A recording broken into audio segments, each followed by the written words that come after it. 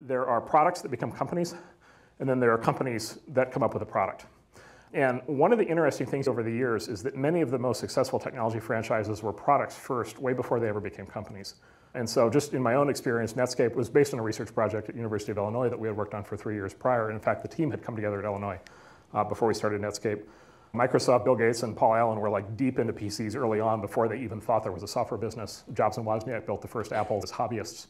More recently, Mark Zuckerberg had Facebook running out of his dorm room way before he ever thought of starting a company. And then my other favorite example is Twitter. Twitter was a side project at a company called Odeo, and Odeo wasn't working. Twitter was a couple of guys who were basically knew that the Odeo product, which was a podcasting product, was going to fail. And so they were frustrated and unhappy, and so they started the side project Twitter, and it just started to take off. And so the product that becomes a company is a really good template. And here's my sort of theory on that, is because it's a demonstration that the product has to exist. The market needs the product so badly that somebody actually built it and deployed it, and you can actually see evidence that people want it even before there was an economic motivation to do so. That's market demand. Something magical is going on there at that point.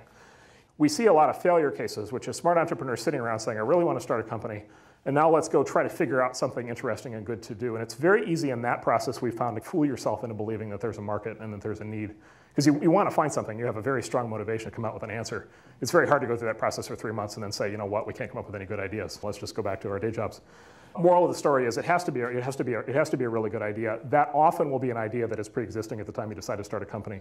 And if it isn't, be really careful, because you're walking on sharp rocks at that point with a high risk of falling, off the cliff into the ocean.